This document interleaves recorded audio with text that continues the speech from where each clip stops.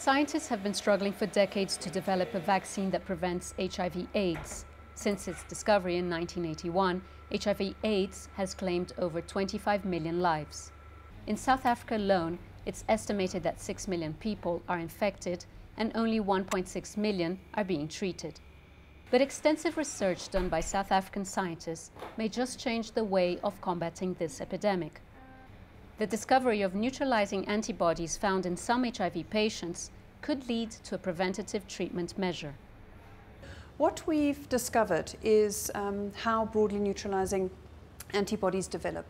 And the reason why that's exciting is because these are the kinds of antibodies that we want to stimulate with a vaccine. But the other thing that we're excited about is that we've actually isolated these antibodies. We've cloned them, and that means that we can mass produce them in the laboratory.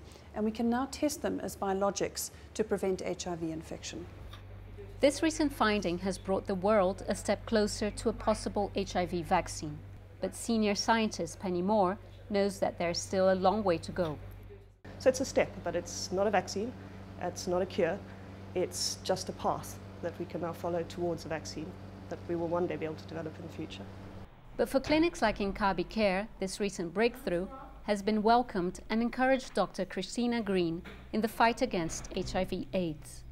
There is a positive and a positive note to it. A huge impact is going to be seen, though it won't be now.